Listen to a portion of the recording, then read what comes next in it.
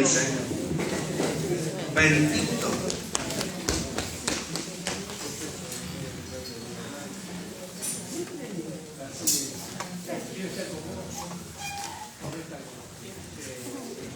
Ustedes saben que siempre, queridos hermanos, siempre el deseo de nuestro Padre Celestial ha sido que disfrutemos de la vida que Él nos da. Amén.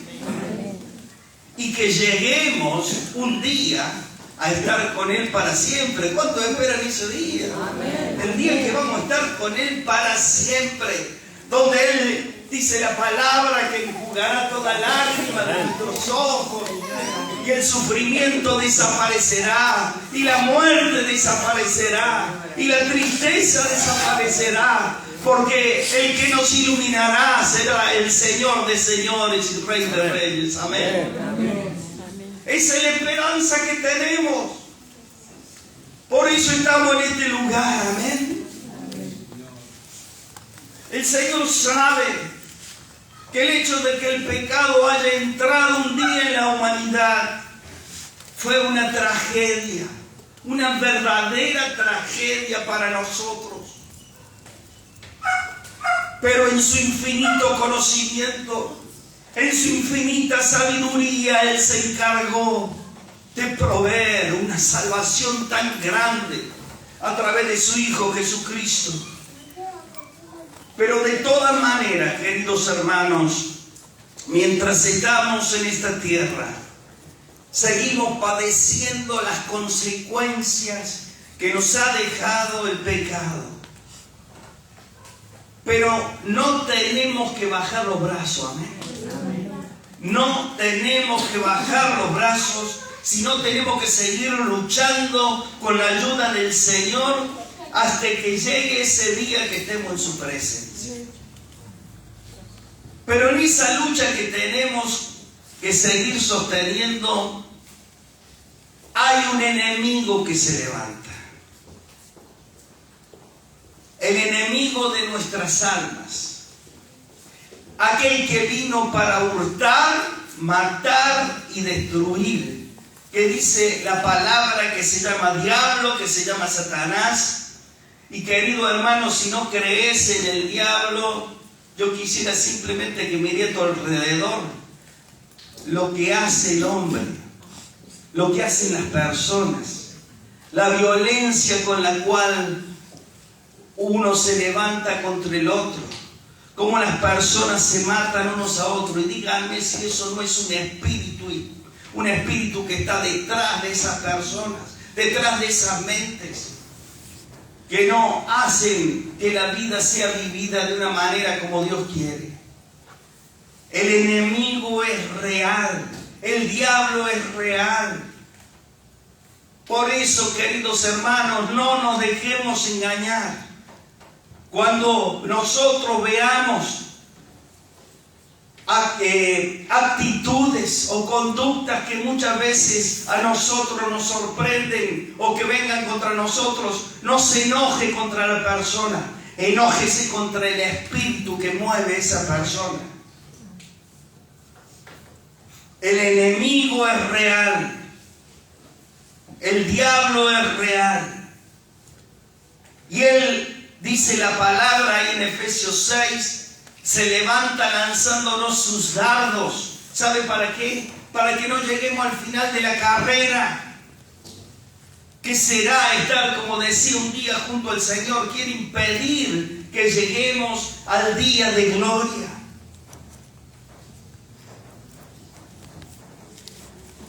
Hoy quería, hermanos, que meditemos acerca de uno de esos dardos. Y el dardo sobre el cual quiero meditar hoy, que el diablo tira, es sobre el miedo, sobre el temor. ¿Qué es el miedo? El miedo es la angustia por un riesgo o por un daño real o imaginario. Y yo hago la pregunta, ¿quién en algún momento no ha tenido miedo? Todos, ¿no es cierto? Pero el problema, queridos hermanos, se suscita cuando ese miedo se convierte en una obsesión, cuando ese miedo se convierte en una atadura que invade nuestra mente, paralizándonos y no dejándonos vivir de una manera normal, no dejándonos vivir con confianza en nuestro Señor. Y queridos hermanos, como nuestro enemigo es el padre de toda mentira, podríamos decir que el miedo tiene sus fundamentos en mentiras del diablo, que luego se convierten, como decía, en ataduras mentales, en ataduras espirituales.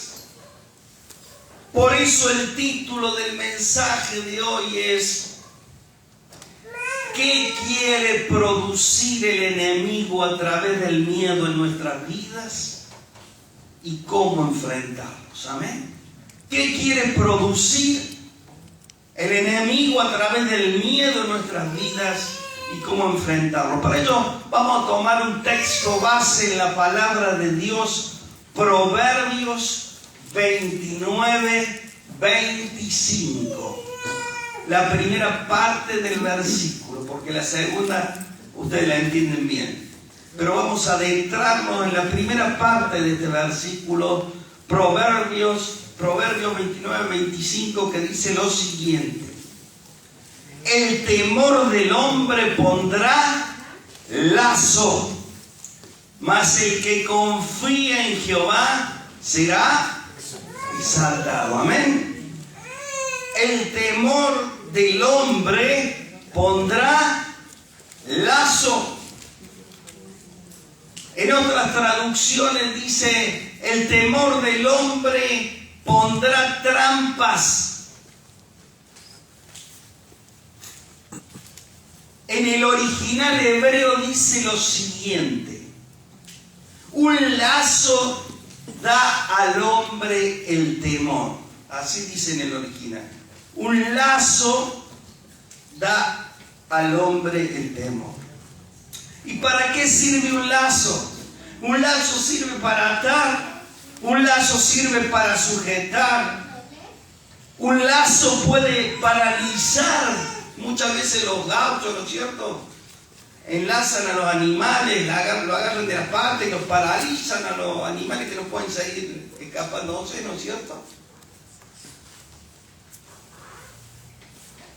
Pero yo quería en esta mañana que nosotros sepamos quién está detrás de ese lazo. Y el que está detrás de ese lazo es el enemigo de nuestras almas. Dijimos que el temor o el miedo es un dardo que el diablo envía a nuestra mente. Y pensando en esto, deseaba en esta mañana que viéramos qué es lo que el enemigo quiere producir con el miedo en nosotros. Lo primero que yo creo que el enemigo quiere producir con el miedo es llevarnos a la desconfianza en Dios. Llevarnos a que desconfiemos del Señor. Dice un versículo allí, en Hebreos 10:35, lo siguiente: no pierdan pues su confianza, que tiene un gran galardón, que tiene un gran premio. Y queridos hermanos, lo que persigue nuestro enemigo, el diablo, a través del miedo, es llevarnos a desconfiar de nuestro Dios, desconfiar de nuestro Padre Celestial. A través del miedo nos lleva a pensar que el Señor nos ha abandonado. Nos lleva a pensar que estamos solos. ¿Se ha sentido en esta situación? Me han dejado solo, Señor. Él se ha olvidado de nosotros. A la desconfianza también podemos llamarle incredulidad. Y el Señor advierte a los hermanos a través del escritor de la carta a los Hebreos, allí en el capítulo 3, versículo 12, le dice a los hermanos que miren que no haya en ninguno de ustedes corazón malo de incredulidad para apartarse del Dios vivo. Corazón malo de incredulidad para apartarse del Dios vivo. Por lo tanto, no tenemos que ignorar las maquinaciones de nuestro enemigo, que quiere que nuestro corazón se convierta en un corazón incrédulo. El diablo quiere que tu corazón se convierta en un corazón incrédulo. ¿Y cómo hacemos, queridos hermanos, para no perder la confianza, como dice el pasaje de Hebreos?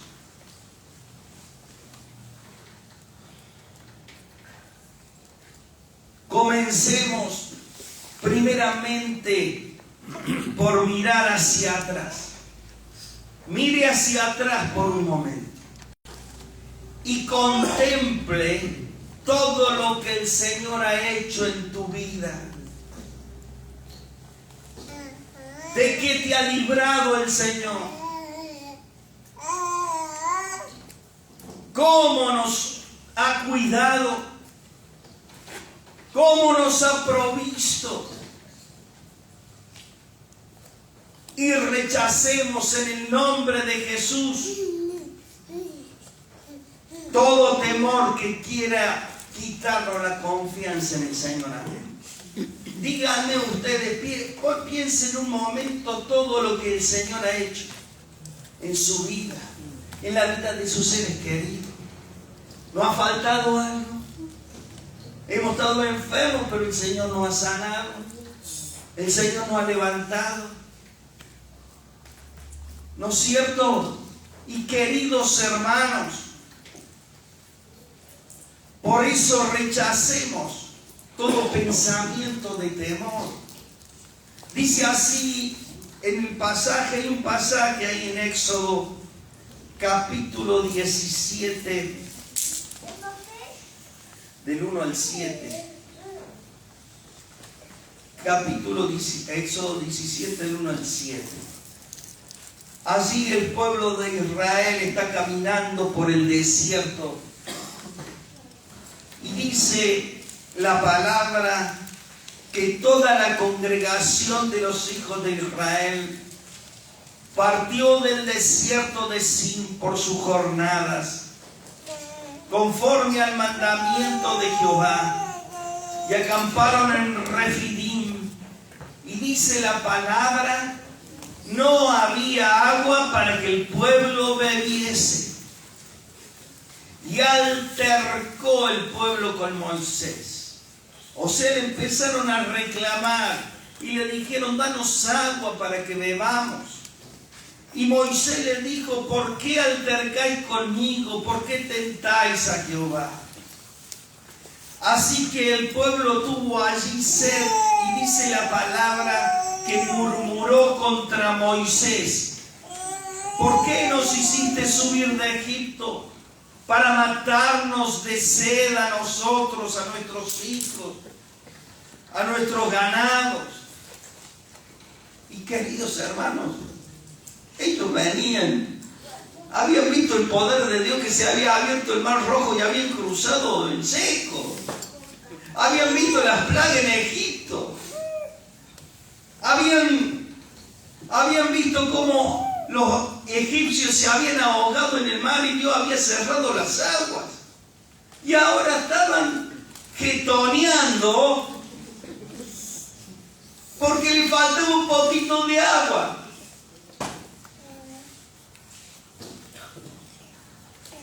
la palabra, entonces clamó Moisés a Jehová diciendo: ¿qué haré con este pueblo? De aquí un poco me van a apedrear.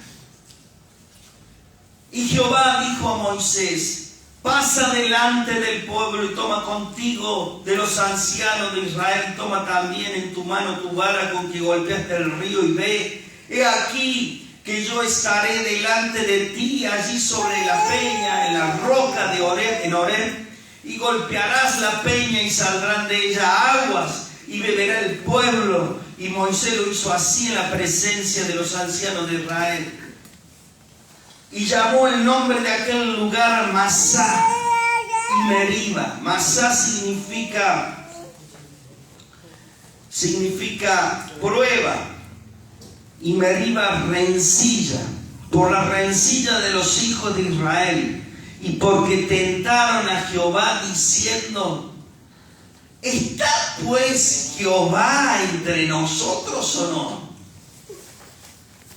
Habían visto los rayos, habían visto la nube, habían visto la columna de fuego en la noche, cómo lo acompañaba en el desierto. Dice que aún ni su calzado se envejeció estando en el desierto. Queridos hermanos, y preguntan, dudando: ¿estará Dios con nosotros? ¿Estará Dios con nosotros? Y queridos hermanos, yo creo que muchas veces nosotros somos como este pueblo. Hemos recibido tantas bendiciones del Señor, pero ante una prueba nos amedrentamos, nos achicamos, y el miedo nos hace perder la confianza en nuestro Padre Celestial. Roguémosle, queridos hermanos, al Espíritu Santo que nos dé discernimiento espiritual para enfrentar las artimañas del enemigo, que lo que quiere, vuelvo a decir, es sembrar el miedo y la incredulidad en nuestros corazones. Amén. Las cosas escritas y lo que vivió el pueblo de Israel, dice la palabra, son para que nosotros aprendamos. Por eso tenemos que escudriñar las escrituras. Amén. Tenemos que estudiar la palabra, porque ellas hablan acerca de Dios, hablan acerca de su pueblo, pero también hablan acerca de nosotros. La segunda cosa que quiere hacer el diablo, trayéndonos temor a nuestra mente, es limitar nuestra fe en las promesas del Señor.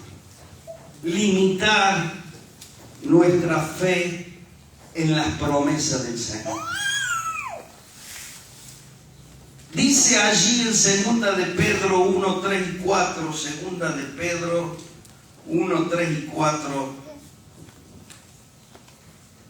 como todas las cosas que pertenecen a la vida y a la piedad nos han sido dadas por su divino poder, mediante el conocimiento de aquel que nos llamó por su gloria y excelencia, por medio de las cuales, dice, nos ha dado, ¿qué cosa?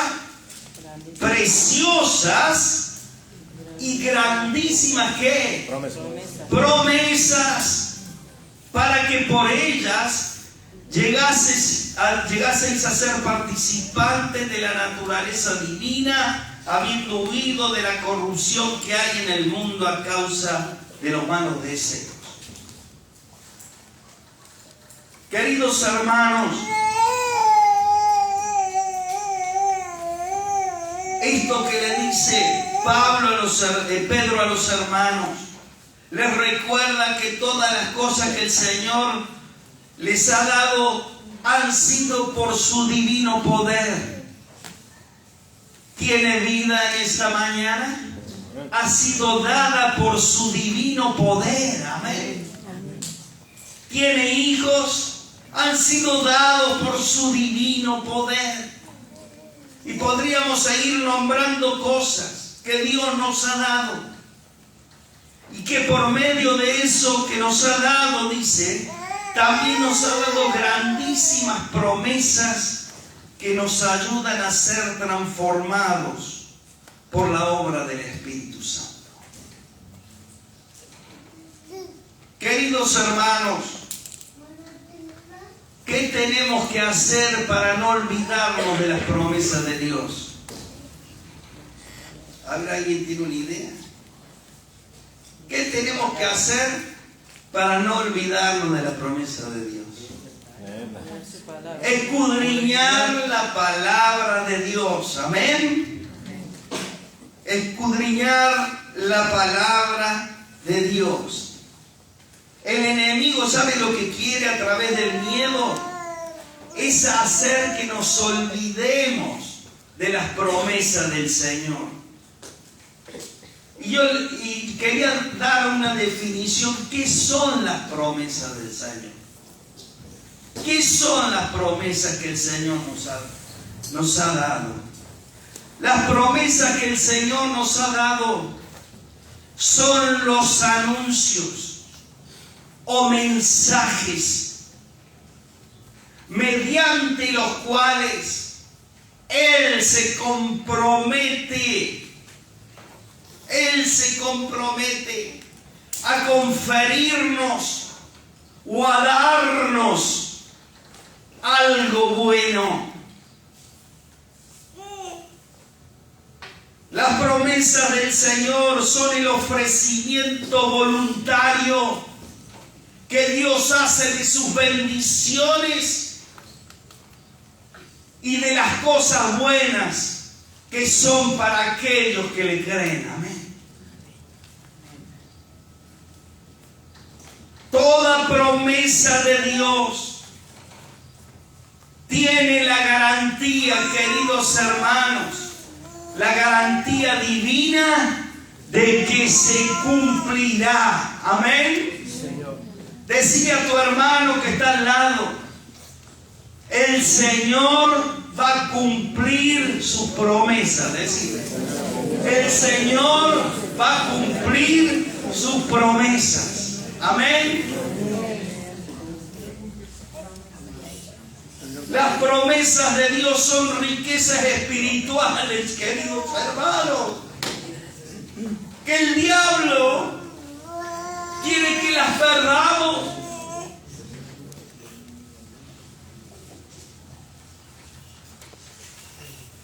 Por eso envía el dardo del temor, el dardo del miedo para hacernos caer en la incredulidad y de esa manera no recibamos el cumplimiento de todas las promesas de Dios en nuestra vida. Les quiero invitar a hacer un ejercicio en esta semana, si tiene un tiempito, escuchen. Comience a leer la Biblia desde el comienzo, amén. Amén. Y marque todas las promesas que el Señor da en su palabra. Un ejercicio, ¿no? Y se van a sorprender, queridos hermanos. Existen aproximadamente 3.565 promesas. 3.565 promesas. Queridos hermanos, nosotros tenemos que aprender a caminar sobre esas promesas. Amén. No dejemos que el enemigo nos quite el premio que el Señor tiene preparado para nosotros, que tiene preparado para tu vida, que tiene preparado para mi vida. Y me imaginaba en este momento al Señor esperándome en el cielo, con el premio en la mano para dármelo. Y de repente yo no llego porque me dejé engañar por el enemigo.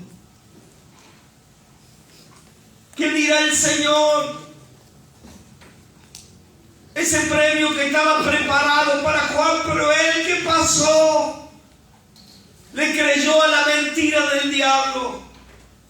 Se encerró en su estado mental de temor. Perdió la confianza en mí. Y no le puedo dar ahora el premio. Esto es serio, queridos hermanos. La confianza en Dios es algo serio. No dejemos de confiar en nuestro Dios. Amén.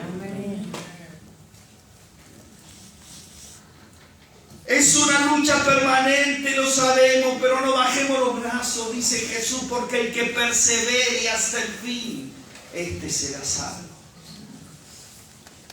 Bien. ¿Qué más busca el enemigo a través del miedo? El enemigo quiere llevarnos a la ansiedad y a la preocupación excesiva. Dice Primera de Pedro 5:7, ahí al lado del versículo que leímos en la carta anterior, dice: echando toda vuestra ansiedad, ¿sobre quién? Sobre Él, porque Él tiene cuidado de ustedes. Decile a tu hermano que está al lado: el Señor te está cuidando. El Señor te está cuidando. Amén.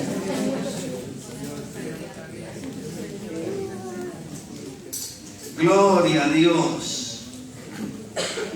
Echando toda vuestra ansiedad sobre Él.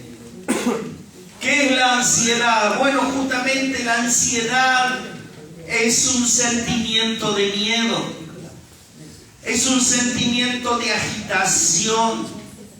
Es un sentimiento de inquietud, de zozobra del ánimo. Entre los trastornos de ansiedad también se encuentra el pánico, ¿no es cierto?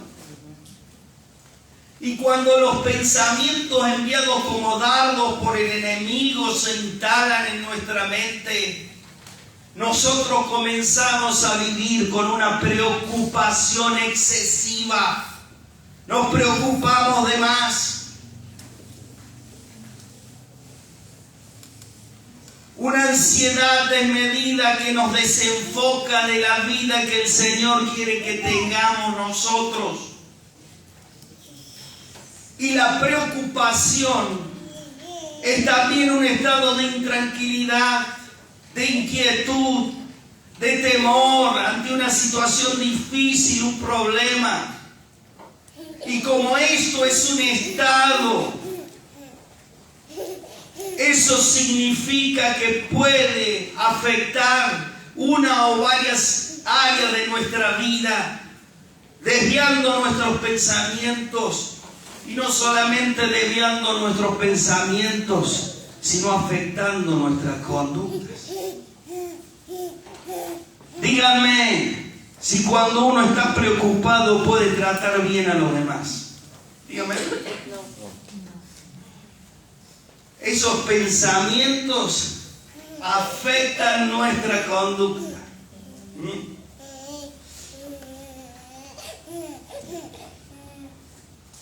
Queridos hermanos,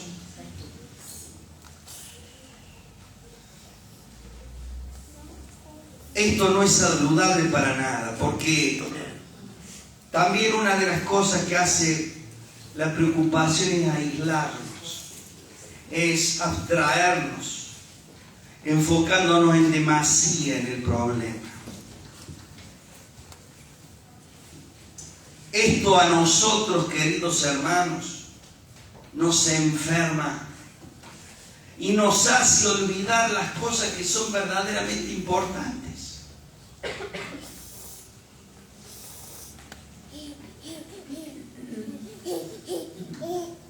El Señor Jesús nos enseña allí en Mateo 26, 25 al 34 acerca del afán y la ansiedad. ¿Se acuerdan lo que dice el Señor?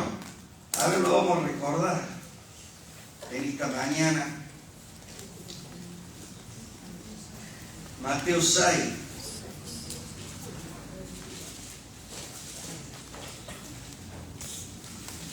Dice, por tanto les digo, no se afanen, o sea, no se preocupen por vuestra vida. ¿Qué van a comer o qué van a beber? Ni por el cuerpo que han de vestir. ¿No es la vida más que el alimento y el cuerpo más que el vestido?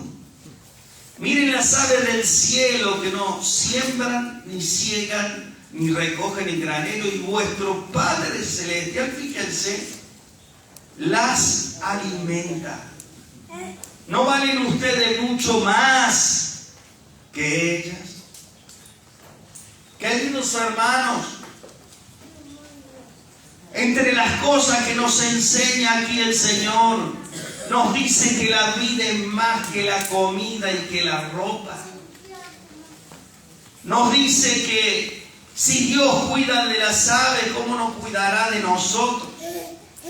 Y queridos hermanos, el enemigo quiere que pensemos que Dios no nos cuidará. Todo lo contrario. Por eso, queridos hermanos, seamos obedientes en esto que nos dice Pedro. Echen toda su ansiedad sobre Él, porque Él tiene, ¿qué cosa? Cuidado de ustedes. Cuando el enemigo venga y dice, ¿viste que Dios no te está cuidando? Mentiroso.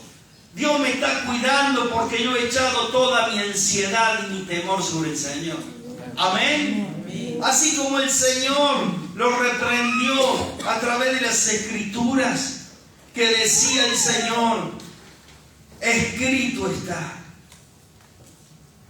Todas estas verdades echan por tierra la mentira del diablo. Amén. ¿Qué más quiere hacer el diablo con el miedo en nuestras vidas? Quiere paralizarnos. Cuando el diablo logra paralizarnos, es porque nos sentimos abrumados y con miedo en nuestro corazón por la situación que estamos viviendo. Cuando esto ocurre, nosotros no queremos movernos y nos encerramos en nosotros mismos. Nos aislamos y solo tenemos lugar en nosotros mismos.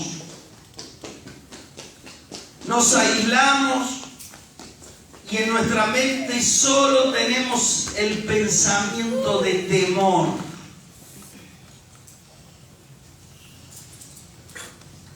De preocupación. Y mientras nosotros mantengamos el pensamiento de temor y de preocupación en la mente, el diablo nos aísla, nos separa de la comunión con los hermanos.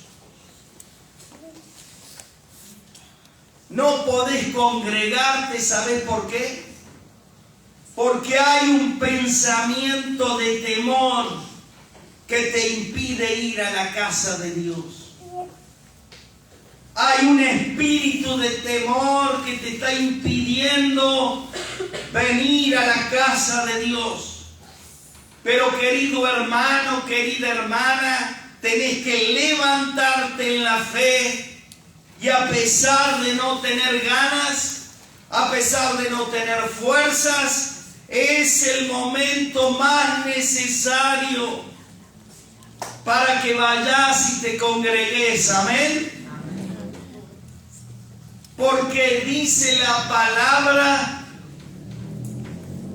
que cuando los hermanos están juntos, allí hay bendición y vida eterna. Amén. Allí envía Jehová bendición y vida eterna.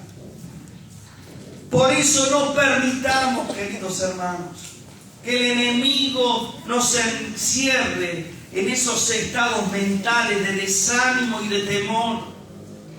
Allí en el capítulo 1 de Josué leemos acerca del momento en que Moisés muere. Y el Señor le habla al joven Josué, su sucesor. Y el Señor comienza a animarle y comienza a decirle: no tengas temor, porque así como yo estuve con Moisés, estaré contigo. Imaginémonos nosotros por un momento lo que habrá sentido este muchacho que había visto todo lo que el Señor había hecho por mano de Moisés.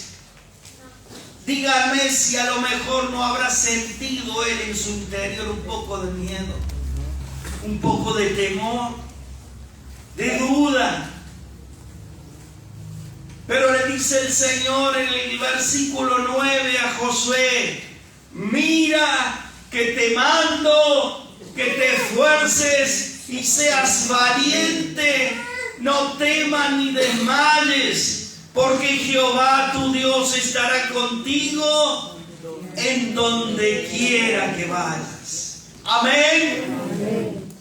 No temas ni desmayes. Te mando que te esfuerces. Te mando que seas valiente.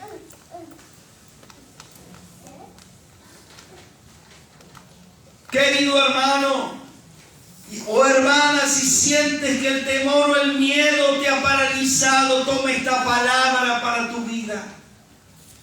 No temas ni desmayes. Amén. Decile a tu hermano: no temas ni desmayes, porque el Señor está contigo. Decile: porque el Señor está contigo. Amén. Gloria a Dios. Y por último, lo que quiere producir el enemigo a través del miedo en nuestras vidas es alejarnos del propósito que Dios tiene para tu vida y para mi vida. Que nos alejemos del propósito. No estamos nosotros por casualidad en esta tierra. No vivimos nosotros porque el aire es gratis. Y estamos, bueno, alguien quiso que nosotros, nuestros padres quisieron que nosotros naciéramos. No es así, queridos hermanos. Estamos en esta tierra porque Dios permitió que vos y yo naciéramos.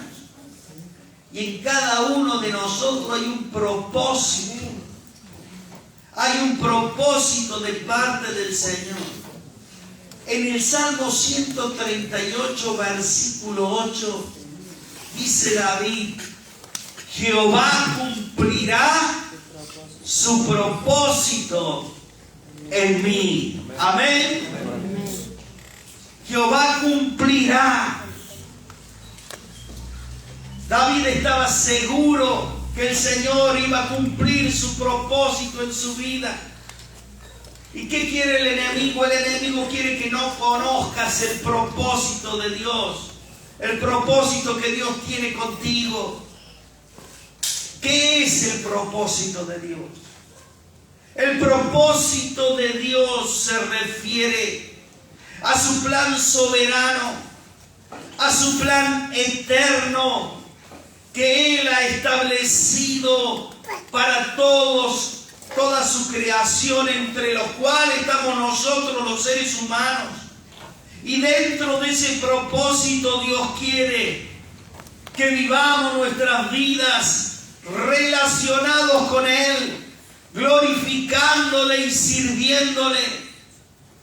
Y mientras tenemos vida, queridos hermanos, tenemos que ir buscando en Dios el propósito que Dios ha preparado para nosotros. Un ejemplo de esto fue, ¿se acuerdan? José, el hijo de Jacob, sufrió todo lo que los hermanos le hicieron, lo tiraron a un pozo, lo vendieron de esclavo. Fue a parar a Egipto. En Egipto lo metieron preso injustamente, tuvo no sé cuántos años preso. Y el Señor le dio la bendición de poder interpretar sueños. Él interpreta el sueño de Faraón, lo saca de la cárcel y José se convierte en el segundo gobernante más importante de Egipto. Y él, ¿sabe lo que hace? Hace que Egipto prepare y planee, y él planea todo, o sea, él prepara todo para la hambruna que iba a venir, y él hace que los egipcios junten, ¿no es cierto?, el granero, y de esta forma Egipto no pasa hambre, e incluso tiene para ayudar a otras naciones. El propósito de Dios se cumplió en José. Pero vieron todo lo que sufrió. Y bueno, cuidado, que a lo mejor lo que estás sufriendo, lo que estás padeciendo, porque Dios tiene un propósito. Amén. Hay un propósito que Dios quiere cumplir contigo. Dios te está preparando para algo. Y querido hermano y hermana, el diablo no quiere que tú conozcas ese propósito. Por eso, mientras tenemos vida, busquemos ese propósito que Dios tiene para nosotros. Y no dejemos que el diablo nos aleje de ese propósito. ¿Cuántos quieren que Dios cumpla su propósito en su vida? Yo quiero llegar al final de la carrera, de ver que Dios me diga que yo cumplí el propósito que Él tenía para mí. Amén. Invito a que te pongas de pie ahí donde estás. Que cierres tus ojos.